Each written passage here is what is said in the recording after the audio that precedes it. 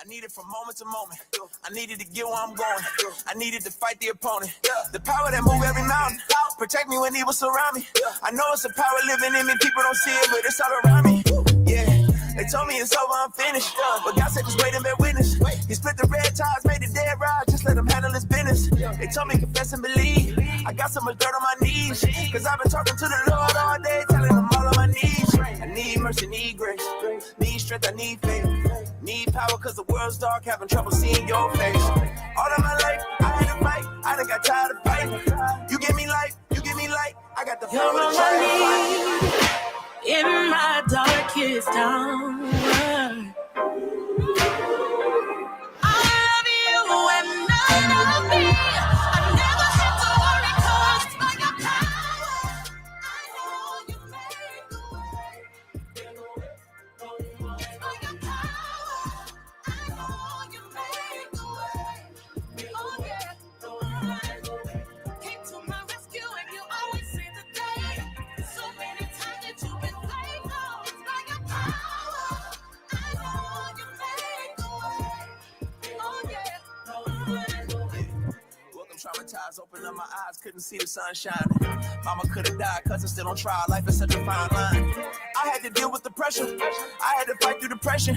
I told my sister don't give up, got no for changing the world. How you guys doing? You guys good? You guys ready? Can we do something here? Cause this. So what I'd like for everyone to do is that you shift over here into the middle. So everybody from this side, shift over here.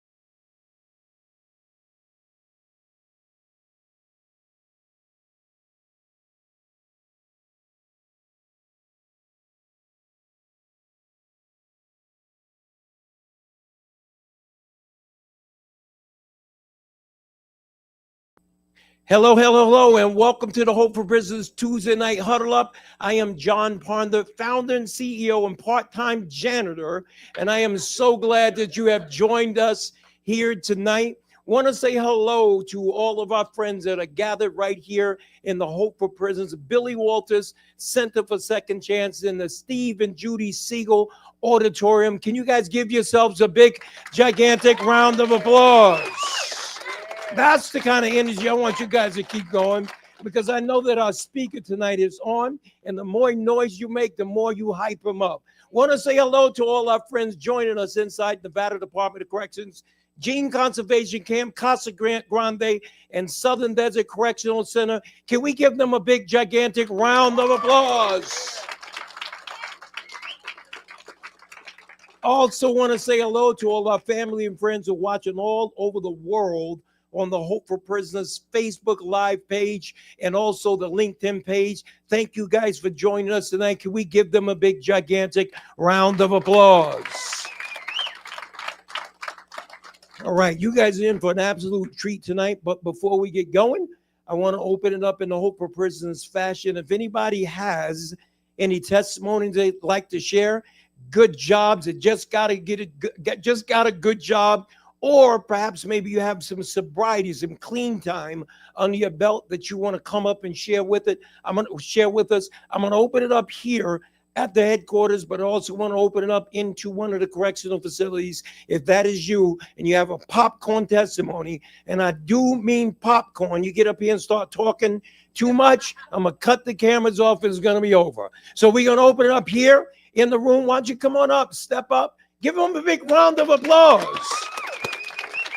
What I want you to do is tell us your name and what is that testimony you'd like to share. I got to hold the mic because I'll start running with it. All right, my name is Steven Conseco. My popcorn testimony is that I've been sober for 10 years. Oh, give him a hand, man. That is awesome. March 10th was the day of my crossroads. And from then on out, man, I just try to make right decisions, man, on faith of God. That's right. And just by others. That's right. Give him a hand for that. Clean and sober, 10 years. That is awesome. Anyone else? Come on, step up. Step up. Step up. Look at the camera over there and tell us your tell us your name and what is that popcorn testimony. My name is Jamie, and I was here last week, but I guess the girls at Gene didn't get to hear us, so I'm here. Hey. There we go. And I just want to make an announcement. I adopted her today, and I named her Hope. So she is our mascot. There we go. Well, good deal, man. Can everybody see Hope? Give it up for Hope. Give it up for Hope. That is so awesome. Thank you, thank you, thank you. Any other testimonies here in the room? Come on, step up. See, now, you got to scream. That's going to encourage everybody else to get up. Come on. There we go. Tell us your name and what is that testimony you'd like to share with us? Well, since most of the ladies know, They're over there. There you go.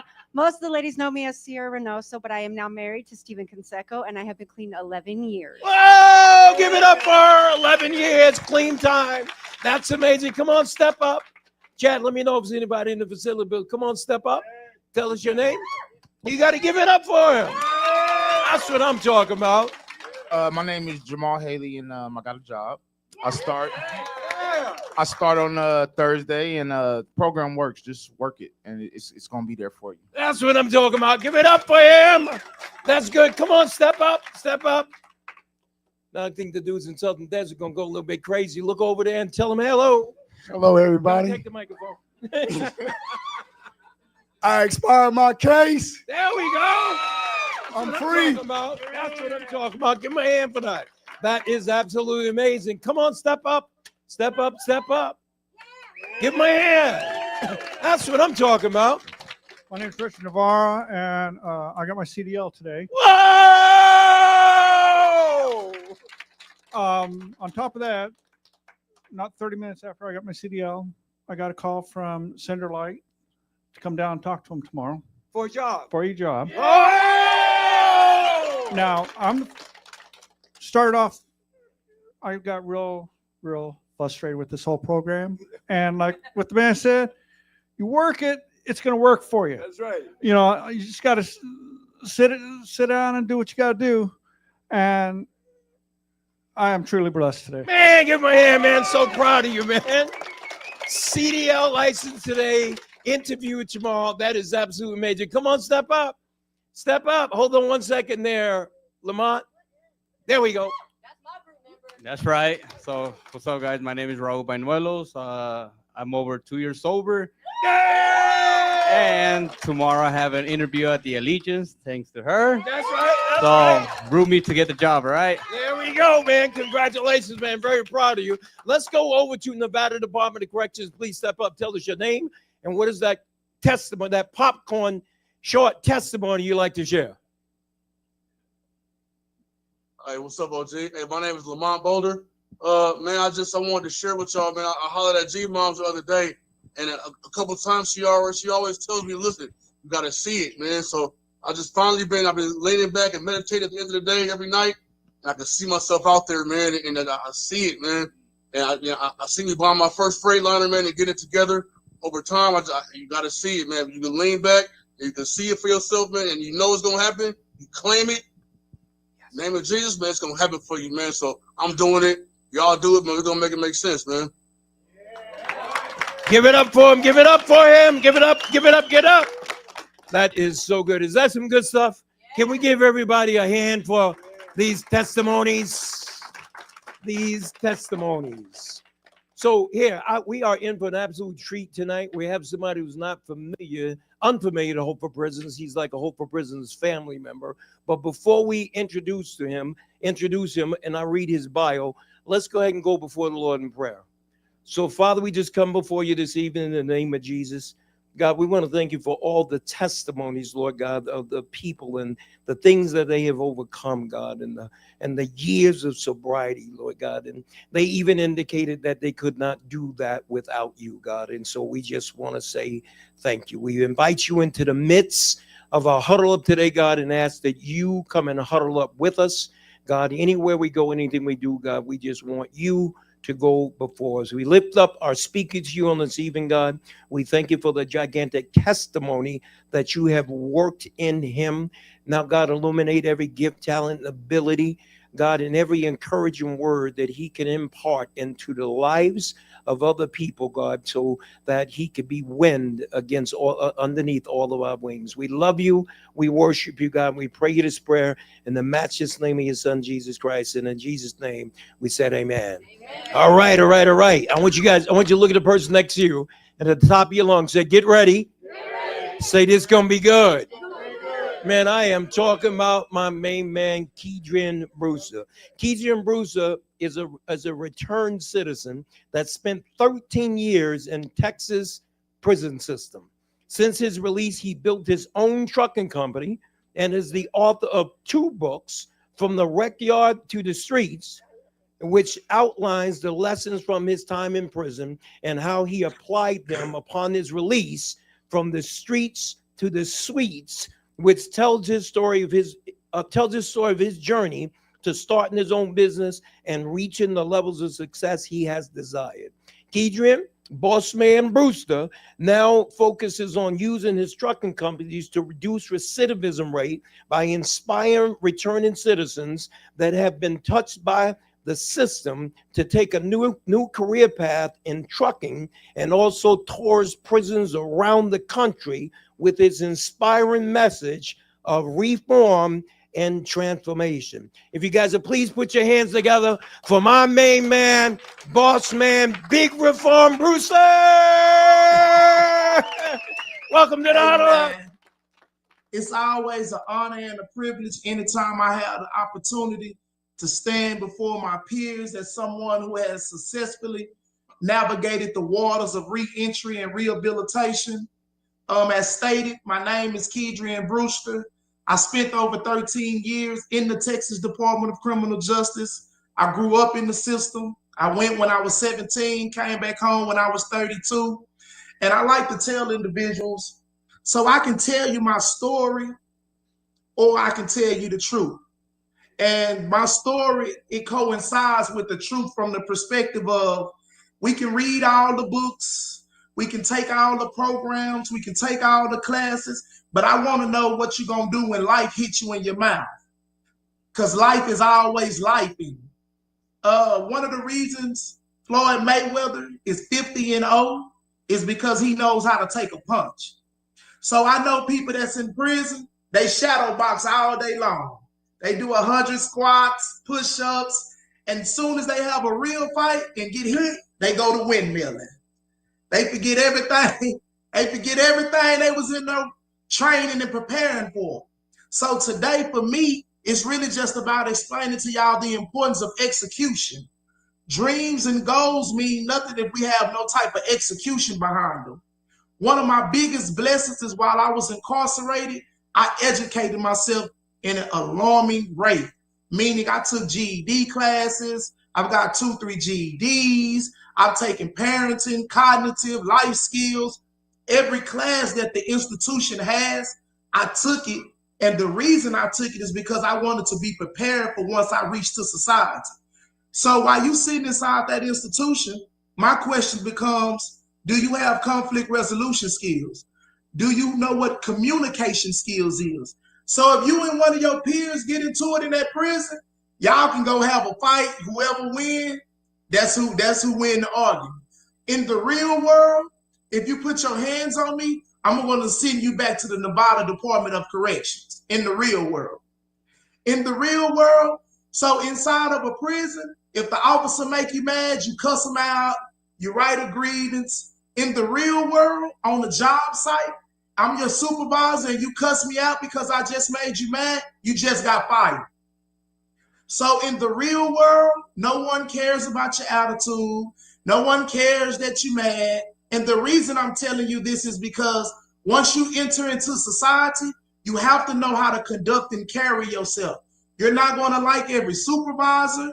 You're not going to like every coworker. So if you don't like them, what does that mean? You're going to quit and go get a new job?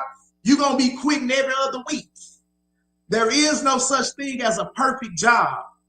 I want to make sure that I express that to y'all because this is something I want you to work on while you're sitting inside the institution.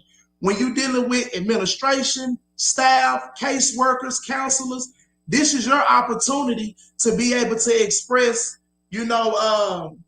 hey, how are you doing? Excuse me, yes, no, versus we got individuals who will go up for a job or go in here to do something. I don't know. What about this? Now, I'm just saying, though, that's not the proper way for you to present yourself and conduct yourself. You want to step in there as a professional. So once I was released from prison, this was the biggest reality shocker for me. All those years I spent in prison, I fantasized and daydreamed about getting out of prison and going home to my mama's house. She gonna cook them neck bones, that jiffy cornbread. I'm thinking I'm finna go home to mama and eat good. The day I walked out of prison, the reality of my family being dead and gone hit me like a ton of bricks. So while we inside those facilities, we know people done died, but you caught up into the politics of everyday life in prison. So when you actually walk out of there, that's when the reality begins to hit you. That was the first time that it snapped to me like, what you finna do? Ain't no family to go home to. Ain't no house to go home to. That's why I saw the importance of the preparation I had placed upon myself before I got out. So yes, I do own a successful trucking company, but I would have never made it to that point if I never get myself together while I'm sitting in one of those chairs. If I'm never willing to start from the bottom. And when I say that, this is what I mean. I know people that's in prison, when they call us out to go to work, if they miss you for whatever reason, you beating on the door, talking about, man, go get the Sarge, man. I'm trying to go to work, man. I'm trying to go to work. They won't let me out. You going crazy if you can't go sweep them floors or go to the kitchen, and then you'll come to the world and say, they ain't paying me enough, man. I don't want to work there. You was just working for free. And now you got a problem with getting up and going to work every day. Make that make sense. You was just in there crying, talking about, I need to see the sergeant, the lieutenant. They won't let me out for work. And come right out here into society and say, they not paying me enough. Or I don't want to do that. But you was just working for free in there. Make it make sense. I started out making $8.50 an hour. Within, I say, a good year's time, that had moved up to $16, $17 an hour. I didn't care about how much money I was getting paid. I remember when I got my first job, I came home and I told my girl, yo, babe, I got me a job. She was happy. She would say, so how much they paying you? I say, man, that's a good question. I ain't even asked that. I was just so happy to get the job. I didn't even care what they was paying me. But that's a good question, baby. I'm going to ask them when I get to work. The reason I'm telling y'all that is because I love to tell people we never focus on money. We focus on purpose. Purpose will take care of the money. I always tell everyone this here, man. If you focus on purpose, it's going to take care of everything else for you. When you lead with money, you're not going to get nowhere. You have to show your value and your worth. I'm going to give y'all another example of what I'm saying when I say this. So I had just got my first truck and trailer. We move empty containers. So every time we have to move one of these containers, whoever the driver is, he has to put doorknobs on. He has to put vents and stuff on. So these other guys that's working out here with me, this is what they saying. I don't get paid to do that. I don't get paid to do that. I get paid to drive from point A to point B. Guess what Brewster saying? I do it. So now it done got to the point to where every time they need a load done, where these knobs and these vents got to be put on, they call him Brewster. Now it done got to the point to where every time they need a load done, they call Brewster. Now it done got to the point to where they walking up and saying, Brewster, can you go get another truck? What? We're willing to give you more work if you're willing to go and get another truck. I told y'all that story so y'all can hear this, and please hear me good. You have to be willing to do more than what the job is required. That's how you're going to get the real money. The real money that you're looking to get is going to come from you doing more than what the job is required. If you're just a regular person, you're going to get regular pay. You want to show your worth and your value, that's where the money going to come in at. That's been a number one, I'm talking about like the secret sauce to my success. I'm never focused on the money. I'm always focusing on the impact and the value that I can bring to someone. When you do that, the money, it naturally flows.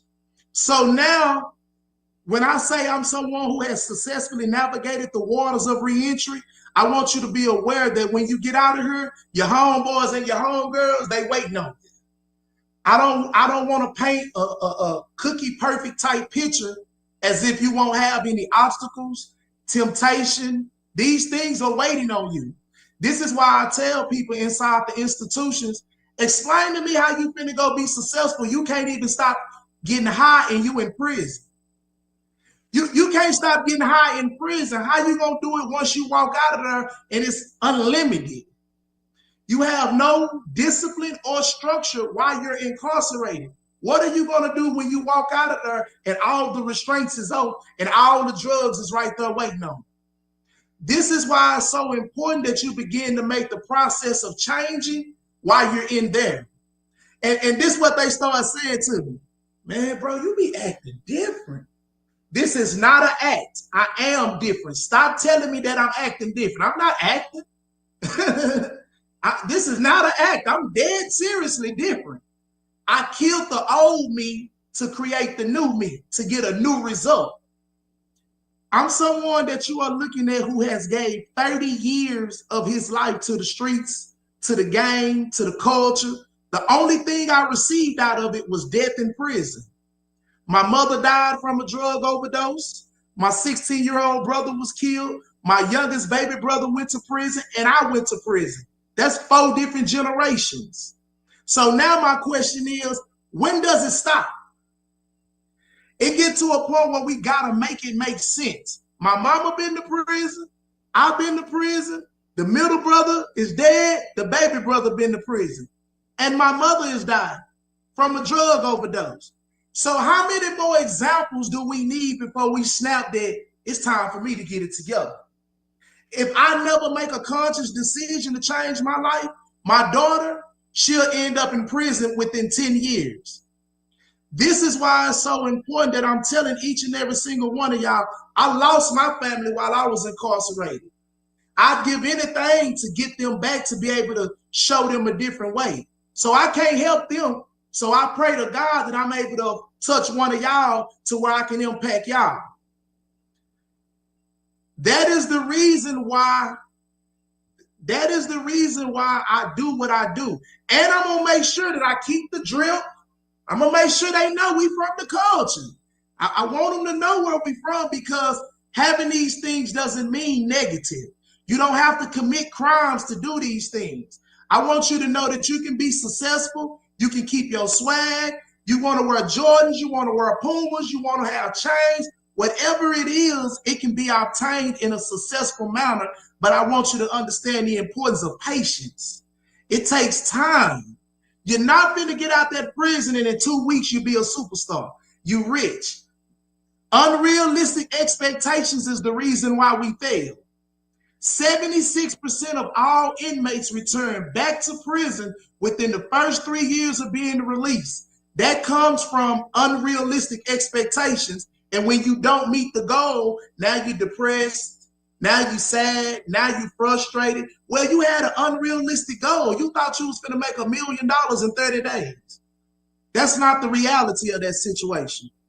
I often tell my peers, I understood what I was really dealing with when I walked home. So me just getting the job, I was super happy. You would have thought they was giving me a Fortune 500 job. I was so happy. But the reason I'm so happy is because I tell people, if you have $0 coming in, the probability of you committing a crime is extremely high. Versus if you're working at McDonald's, you're working at Walmart, I'm not asking you to retire from there. The reason why I want you to go get that job is because now I know you got $300-400 coming in every week, and that puts you in a position where you don't have to go do nothing crazy. Versus if you got $0 coming in and one of your peers pull up on the side of you, hey, I got something for us. You more inclined to say, what's up? What you got? What's going on? Versus if you got that little job where you getting that $300-400 every week, now you kind of like, hold on, I don't need to do that. The purpose of that job is for you to have, I tell people it gives you leverage, meaning it gives you an opportunity to figure out what's next for you. What's next for you? That's why I'm telling people the importance of the job. And I always tell people, what you think a job is ain't nothing but another hustle for me. So how we used to go and sit in the traps all day, and when I say I'm going to the trap now, that means I'm going to go to the truck. I'm going to be in there for a little while. We tell them, we call it truck trapping. Y'all heard of that truck trapping? Hold up. Let me, what do you mean? Okay, let me know it's real then. I'm thinking who I'm talking to here then. That is the importance of the dialogue. I just asked a group of guys this out there in Tennessee. When was the last time you went into your cell or to the restroom somewhere and looked in the mirror and said, I love me? The reason I tell y'all this, the conversations we have with ourselves are some of the most important conversations you will ever have in your life. When the last time you said, I love me, I'm smart, I'm handsome, I'm a winner? The language that we are using with ourselves is super important. Stop saying I can't do something. Long as you keep saying it, you ain't gonna be able to do it. I never say what I can't do. I tell myself, well, I see that's gonna be a little challenge. I need to prepare myself for it. The verbiage and the language we are using with ourselves is super important. If you don't carry yourself like a winner, you don't want to be a winner, it will be seen all over you. A person can feel your energy. A person can feel your vibration. So when you pull up and you kind of, I'm like, oh yeah, that's trouble right there, y'all. That's trouble right there, y'all. The reason I'm telling y'all that is because I want you to get out that institution and I want you to be a completely new person. No, I should be able, when out here in society, people don't even believe I've been to prison. I be laughing at them too. I be like, oh yeah, I done been here. Did a long time down there. But the reason they don't believe I've been to prison is because of the way I present myself. It's super important that y'all understand this, because all this you want to get out of prison and you still want to highlight the street life, you still sagging, you 30, 40, 50 years old and your pants still all the way down. Pull your pants up and you can pull your game up. You look like a complete idiot walking around like this, man. This is why I be telling people, this how I know that them people ain't your friend in there. How this your friend and they got you sitting in the day room like this? Zombied out. But this supposed to be your partner. I tell people all the time, you will die for the set, but you won't live for your kids. Make that make sense? You will die for the hood, you will die for your set, you will die for your race, but you ain't willing to live for your kids. You ain't willing to live for your family. I don't want you to die for me. I want you to live for me. That's the reason why. See, the ladies, I like the ladies over there. The ladies serious. That's the reason why I'm telling y'all this information, because I want y'all to know the reality of what you're really up against once you come back into society. Inflation is through the roof. According to eggs, cost $15. Everything in society is super high. So let me tell y'all the advantage that y'all have right now that y'all might not be aware of. I don't care if don't nobody come visit you. I don't care if don't nobody send you no money. I don't care if don't nobody write you. You guaranteed somewhere to lay your head, some clean clothes, and a shower, and 3 meals. That guaranteed. The day you are released from those facilities, you just became responsible for those things. And in the real world, all that costs money. Rent due in about 2 more weeks, to be honest. The reason I'm telling y'all this is because I want you to sincerely be prepared for what you're finna be up against when you walk out of here. Or have you asked yourself, how I'm gonna deal with this situation with my kids? You know, I've been locked up X amount of years. I know I don't have a great relationship with them. How do I begin to break that or fix that? These are questions you have to start asking yourself right now. You can't wait till you get out and you see your kids and now it's all of a sudden, let me figure it out. We need to be creating a game plan while we're sitting right there, right now. How am I going to deal with my child? How am I going to deal with the mother of my child, the father of my child? How am I going to navigate these waters? These are real life questions that you have to find real answers for before you get here, because life is always lifing. Meaning there's always going to be something. There's always going to be a problem, an issue. How are you going to respond to it? How are you going to deal with the adversity? Because you're going to go through it. I was told no several times before I got a job. I tell dudes this because I know dudes will get out of prison, even young ladies. You're going to go put in an application, 2, 3 people. Man, I put it in 2, 3 applications. Ain't nobody hired me. So I got to get it how I deal. That ain't what that means. That don't mean that. What that means is you need to go put in 10 more applications. When you stop at that first no, that's what you wanted to do anyway.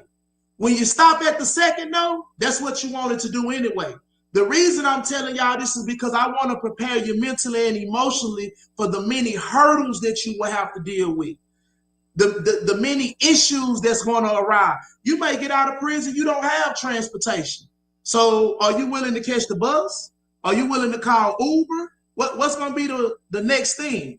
You may be someone who getting out of prison, your kids don't want to talk to you. You ain't been a part of their life for the last 5, 10 years. They feel abandoned and like you left them. How are you going to navigate that? These are things that you have to begin to process in your brain now. When my mother was in prison and we used to go visit my mother, I remember vividly that when we would go in the visitation room, she would just kind of be like, hey, what's up? Y'all doing all right? And then want to talk to my grandmother, which is her mother. She didn't deem talking to us was that big of a deal because we were just kids. Well, what my mother didn't know is that I was paying very close attention to her. Everything she done. I grew up in a dysfunctional household and my mother was a drug addict. You looking at a guy that had to deal with criticism from his friends around the neighborhood because my mother is prostituting, selling her body to get high. This is why I'm telling, especially the women, how important it is for you to understand who you are and what you mean to them kids. I don't care. You could be sitting in that prison right now. Let me make sure y'all hear this. You still mama. You still daddy. That can't never be changed. They can't nothing change that. The reason I'm stressing this is because I want you to take your role as a mother, as a father, serious. I go into juvenile facilities all across this country, and the first thing I ask them is, how many of y'all got an uncle, a dad, a mom, someone that's already in prison? Now, do this. That lets me know, not just y'all, but we meaning Keidrain Brewster is included in this. We have to stop giving the little homies bad game. The way we lead them, yes, ma'am. The way we leading them is getting them locked up or getting them killed at an alarming rate. This is happening not just in Nevada, not just in Texas, not Louisiana. This is happening all over the country. All over the country. People ask me all the time, Brewster, what's the number one thing that you notice out in society? The lack of having a positive male role model in the household. All of us, we either locked up or we dead. And I tell people this is because I could easily get on here and just tell y'all a whole bunch of criminology information and make it sound good. I'd be lying to you. I want y'all to know the truth of what you're really up against when you're walking out that facility. And them bills and them kids, they waiting on y'all. Them bills and them kids is waiting on y'all, on top of the devil gonna be riding your back. Because when God shows favor, you become the devil's top priority. So when I'm saying that, that means like right now, everybody's inspired, we motivated, we in programs, you know, we ready to change our lives. Soon as you get back to your cell tonight, for some reason, they done shook your cell down. I didn't do nothing. Yes, you did. You said you wanted to change and the devil heard it, so he cutting that fire up on you. he cutting that fire up on you. Later on today, when the janitor come through, the dude who do the sweeping and the mopping, he gonna come tell you, here go some dope, man. Here go some K2 or some fentanyl. Go get high. Nah, I'm good. That's the devil. Right now, the devil is saying, who is this dude, Brewster? He's trying to recruit some of my best soldiers. Man, get him off this Zoom call. What is he doing? He's trying to get me off the call. The reason why I'm expressing this to y'all, because I want y'all to be fully aware that you will be tried and tested. How you got a testimony if you ain't never been tested? I want you to know you're gonna be tested. It may be tomorrow morning. They come to pick you up to go to work at 8 o'clock. When y'all get out here, they don't want you no more. They turned you around. What I do? Well, you said you wanted to change, so the devil, he turned the fire up to put you under some adversity.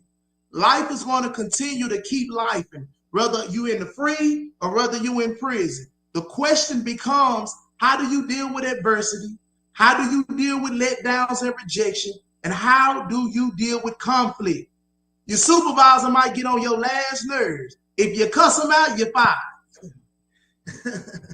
Your coworker might be I'm talking about irritating you. You don't really like the coworker. Yeah, but if you don't conduct yourself in a professional manner, you're fired. It's the reason why I'm reiterating this to y'all is because I want you to be sitting in there preparing for society, not just going through the daily motions of being incarcerated. I know too many people who sitting in the day room watching Young and the Restless and they need to be in the education bill. You know what I'm saying? They sweat they parlay and pick 'em tickets on Sundays to see if they gonna hit or not, but they not even sweating their education to see if they can read and write. You telling me that you want to get out of prison and be an entrepreneur? You want to get a CDL? You want a beauty shop? Well, how are you gonna do all this? You don't even have a proper education, meaning you can barely read and write, meaning you don't have a comprehension skills. And this is the saddest part. We'll sit in them day rooms and we won't even go get this information and they giving it away for free because we're too concerned with looking cool and hard with our partners or our homegirl that's sitting next to us. One of the biggest mistakes I ever made in my entire life, one of the biggest mistakes, is that I downplayed myself and belittled who I am to fit in with others. That was the worst thing I could ever did. Because I'm a super smart guy, well-read, highly intelligent, but I want to be down so bad that now I'm belittling myself and I'm acting a damn fool. I need y'all to catch the key word, acting. That's all I act. Ain't nothing crazy about me. I'm super smart, but I want to be down so bad. The reason I'm saying that is because I want y'all to look around at these people that's sitting on the side of you And I want you to understand, when they catch change, you might not never even see them again.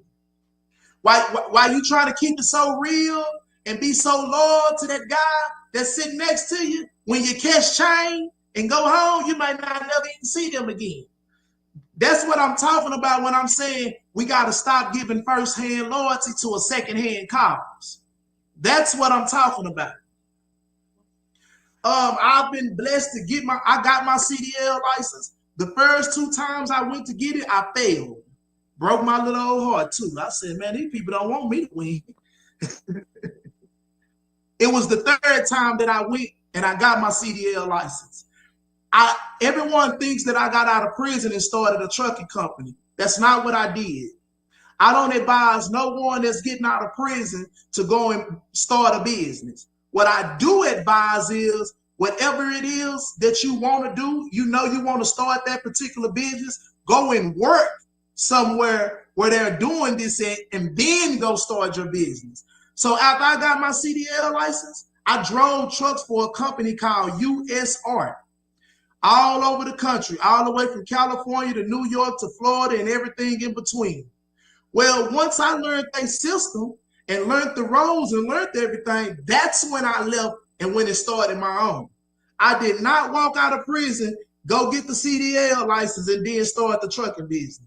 Had I done that, I wouldn't have made it nowhere, because it's a lot of information such as the day-to-day operations and you learning that. So if you want to open up a beauty shop, a barber shop, if you want to, whatever it is that you want to do, you need to get out of there and go and work there first and then start your business.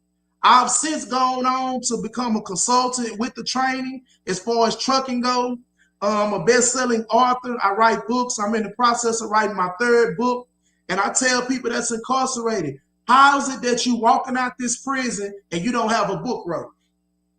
Your life story is the best-selling book that we need.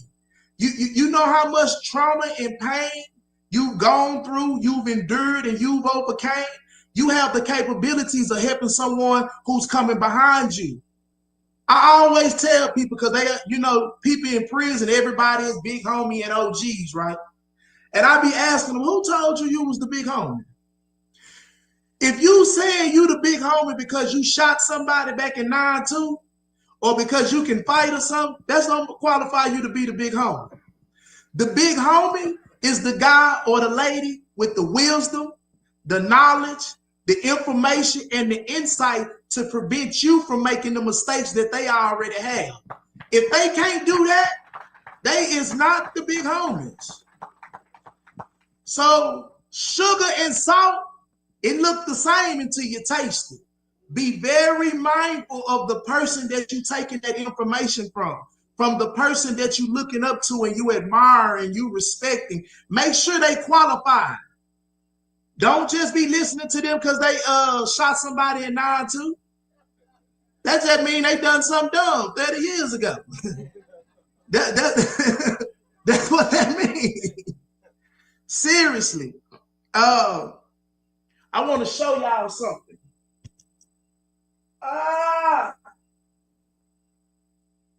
I don't even have it in here. Let's make sure we leave some time for Q&A, though. I might, Mr. Ponder. They told me I don't need to do that. I don't actually even have it. What I wanted to show y'all was a picture of my daughter. And the reason I wanted to show y'all that is because I received the governor's award, and she was someone that was able to share that moment with me. Thank you. And the reason why I'm telling y'all that is because the way I'm going about breaking generational curses is creating those moments like that for my daughter. So it's nothing that I've done that each and every single one of y'all can't do. Hopefully I was able to give y'all some insight, some knowledge, and some game on real rehabilitation and what it's going to be taking. Man, give it up for Mr. Big Ponder. Reform, Bossman, Brewster. Can we give it up for him? Thank you, thank you, thank you, thank you, thank you. And before the end of the night tonight, right around 7 o'clock, we're going to have everybody stand up. They're going to do like this and just scream out Big Reform. Is that okay? But before we do that, I want to open up the floor to any questions or comments. What was that thing that Bossman Brewster dropped in his room that resonated with you? We give you the opportunity to talk about that nugget. I'm going to open it up here at the Hope for Prisons headquarters. I'm going to open up for those of you who are inside Nevada Department of Corrections. And if you're watching on Hope for Prisons Facebook Live page, make sure you drop that comment in the chat, and chat is going to be monitoring that chat. Let's open it up. We're going to come over here to the Hope for Prisons Billy Walters, Steve and Judy Siegel Auditorium. Look right over in the camera. And what is that nugget that Bossman Brewster dropped in his room that resonates with you? My name is Christina Ennis. Thank you so much for that amazing story. You're so motivational. So you talked about being in Texas. I got clean from heroin in Texas. And when I came back from there, I was put in a house that was the trap house, basically, and the person that lived there left me little foils of heroin left all over the place just to tempt me, right? And I was able to resist. And it's been almost 10 years now since I've been clean from heroin. Give it up for her, man. And you talked about looking yourself in the mirror and saying that you love yourself. And that was the hardest thing that I ever had to do, was to forgive myself and to say that I love myself. And so how did that look for you when you finally came to a point where you were able to say, I love myself? And then you talked about the last 30 years given to the streets. What about the next 30 years? What does it look like? That is so good. Give it up. That was a great question. That's a good question. So I want you to know, those first 2 times I told myself I love myself, it was weird. It was like, it was weird for me to be saying that. But over time, I began to become very comfortable with it, because I tell people now I love me to death. That's right. Yeah. So I love me to death now. And then the next 30 years looks like me being fully committed to rehabilitation and re-entry and continuing to work with different correctional institutions around the country to bring that knowledge and that real insight that we need to transform our lives. Man, give it up for him. That's Bossman Brewster. We're going to make our way over here to the Hope for Prisons headquarters. Stand up. Take a look at the camera right there. And what is that question, comment you might have for Bossman Brewster? Well, I wanted to say, when you made the comment, working for a purpose, that's some stuff that a lot of us need to hear, especially ones that are locked up. A lot of us is going to get out, even though I'm on the streets now, I'm still locked up. I'm still an inmate to this day.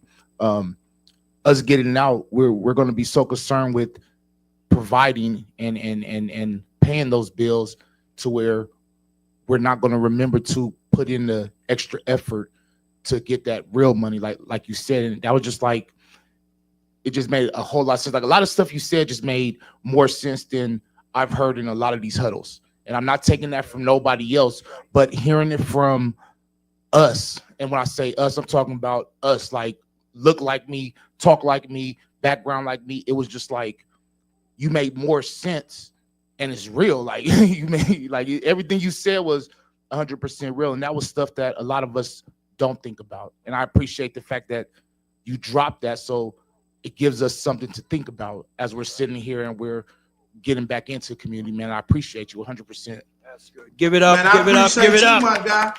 Give it up, give it up. Hey, Chad, we're going to be over here at the Billy Walters Center for Second Chances. We're going to tell the NDOC people to get on deck. Come on, stand up. Take a look at the camera right over there. Tell us your name and what is that question and comment you might have for Bossman Brewster. Hey, my name is Jonathan Thompson. They call me Ace. When you said you looked in the mirror and tell yourself you love yourself, I'm going to tell you something. All geniuses talk to themselves. Every time you look in the mirror, tell yourself, I am grateful, I am wealthy, I am healthy. Speak it into existence. I promise you it'll change your life. Man, that is so awesome. That is so awesome. Give him a hand for that. Give him a hand for that. Man, I think I'm going to take that and put that on Twitter. He said all geniuses talk to themselves. We're going to go over to Nevada Department of Corrections. Step up. Tell us your name and what is that question and comment you might have for Bossman Brewster. Hey, what's going on, John? Hey, what's going on, boss man? It's a pleasure to see you again, right? What's good, baby? First, I was gonna show you my fingers. I want you to know who you was talking to. I know you always say you know who you talking to when you check them fingers, right? Yeah. All right, so look, P, I know John came through here yesterday, man. I'm like fresh soil, you feel me? John came through here yesterday. He planted some seeds, and you came and watered the harvest, so I appreciate that. My question is, it's crazy because the dude that just stood up and spoke, he had stood up and spoke when Jay Diamond had spoke to us, and he had mentioned not really having it figured out how to remove himself from past affiliations and things like that, right? So you just spoke on that. So I wanted to ask you, can you give us some further insight on what your experience was like letting go of old friends and environments? Because I think that is necessary for people to understand you can't straddle the fence. You know what I'm saying? Once you make that commitment to yourself that you're going to step away from that and step into this, you know what I'm saying? There is no half stepping. You either going to do this or you're going to do that. Because when you try to do both, you feel me? The devil going to always get the best of you. So I just want some insight, and I want my brothers to receive some insight on some of your experiences. Like, give us an example of something that you faced when you got out and you seen it and you was like, no, I can't do that. And what was your motivation behind making that decision to walk the other way? I like that question. So I want to first make sure I tell you this. So when you grow up in the hood and you grow up, you know, putting in work with your partners and, you know, childhood friends and whatnot, that love is going to always be there. We can't take away, you know, who we love and who we don't love. But let me also tell you this. Remember when I said, hey, man, my partners, when they see me now, they be like, man, you be acting different now, bro. And I always tell them this is not an act. So I killed the old me to create the new me. So anytime I happen to be back in Dallas and I go by the neighborhood, these the type of games I play. I pull up, you know, I'm jamming. I seen one of them have a pistol on. So I'm like, oh, he got a gun. Okay. Then I see another one. He over here hitting plays. He's selling dope. I'm doing it. So now this the move I'm finna pull. Hello? I'm on the way, baby. Give me about 10 minutes. All right. Man, I gotta go, man. My girl trip. All right, bro. Now let me tell y'all the truth. Ain't nobody call this phone. Ain't nobody call this phone. That's how I navigate those type of situations. You hear me? My mind and my heart is made up. I'm done with that. You hear me? I'm not finna argue. I'm not finna debate. I'm locked in on being successful. Anything that's gonna interfere with that, you automatically gonna lose me. So what I'm telling you is you have to be serious about your life. If you don't become the king on the chessboard, you will be a pawn in somebody else's game. Remember, I told you that, homie.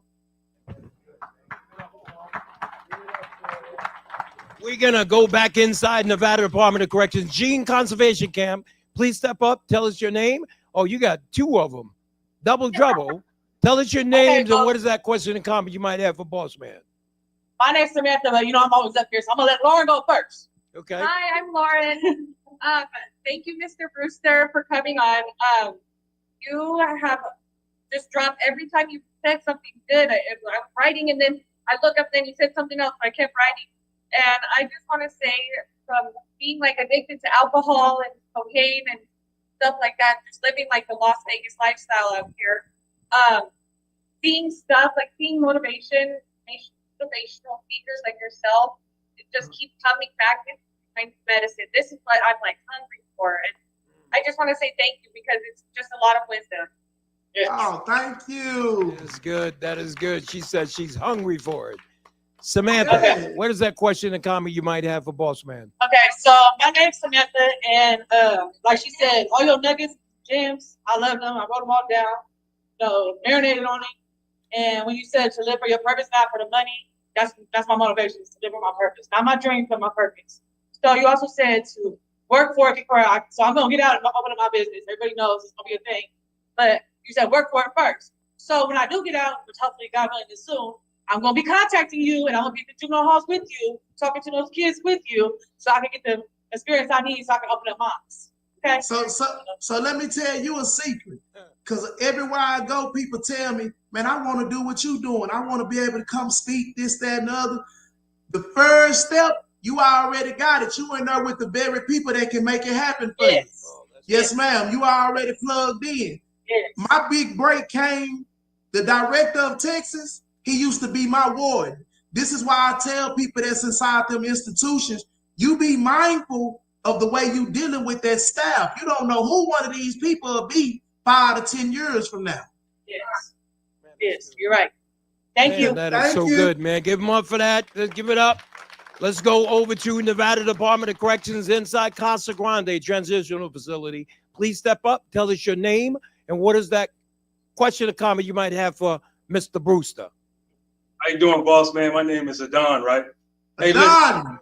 listen, everything you said was spot on. You know, sometimes I be feeling like I'm crazy, you know, the way that I think and the way that I handle things, and then you need that confirmation, right?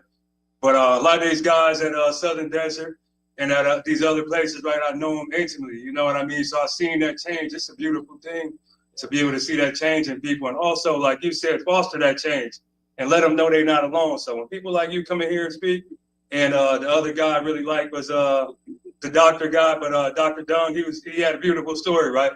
But I can relate to you because you're just like me, you know what I mean? You look like me, you came from where I came from, you know, geographically. It's the same thing, but I appreciate you coming in here being a motivation, right? We all do. Man, it's love.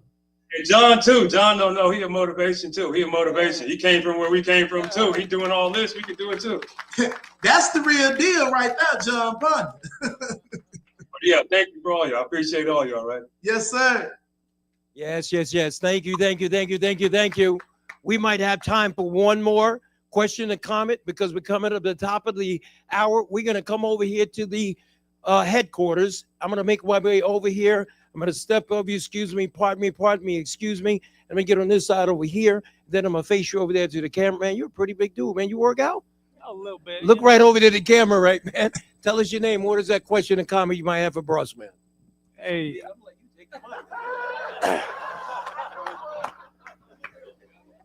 Hey, I'm just going to say it. Floyd Money Mayweather. Floyd Money Mayweather. Hey, this fool trained on Sahara for years, man. Up and down those streets. But you know what? When you catch a fade, you wake up. So tell us when you woke up and what that defining moment was with you and your relationship with your Father in heaven. That is a great question. Great thing to close out in. Bossman Brewster, I'm going to throw it back over to you, man. Take it, close us out. That was a great question. And I want to make sure that everyone is fully aware that without God, would none of this be possible. I want to make sure that everyone knows that I'm a God-fearing man and God is first and foremost.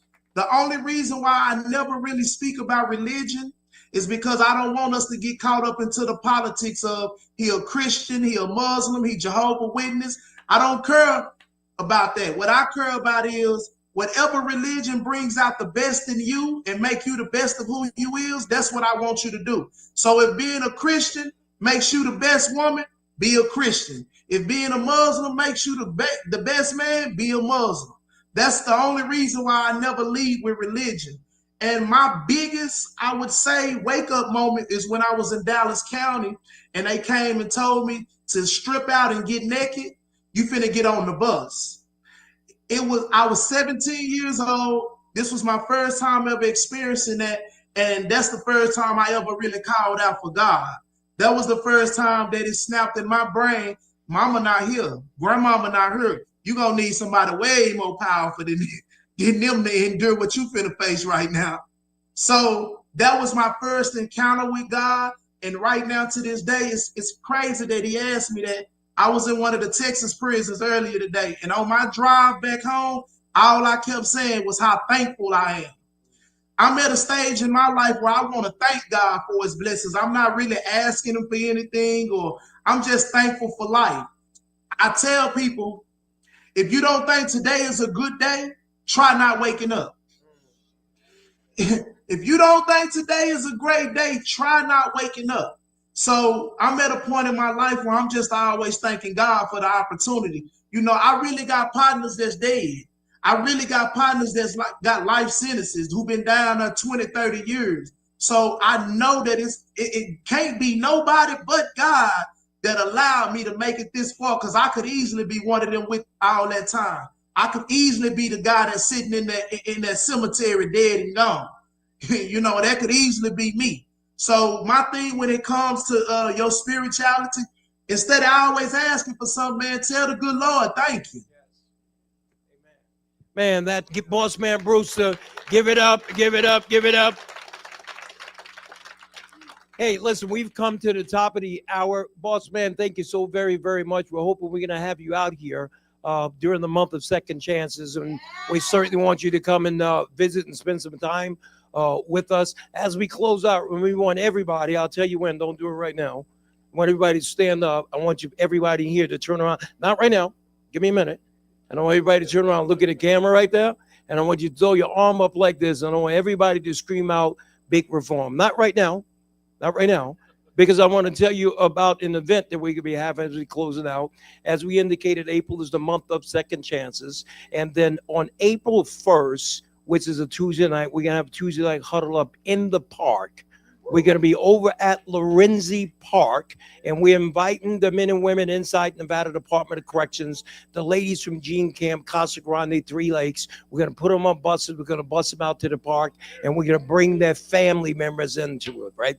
We're going to bring the kids out. We're going to bring their significant others. We're going to barbecue. There's going to be a dunk tank and jumpy houses. We have my dear friend, Christian recorded artist Jamie McDonald.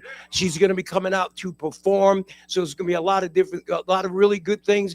And my home church, City Light Church, is out there performing baptisms for the men and women that are incarcerated, going to give them opportunity to be baptized with their family. So listen, please go to our website at hopeforprisons.org and take a look at all the events that we have as we celebrate the month of second chances. And I want everybody to do inside the institution. I want you to get up on your feet, up on your feet here, get up on your feet. If you're watching Facebook Live, I want everybody to get up on the feet, and I want you to look into the cameras, and on the count of 3, I want you to throw your right arm up, and I want everybody to say on the count of 3, big reform. 1, 2, 3.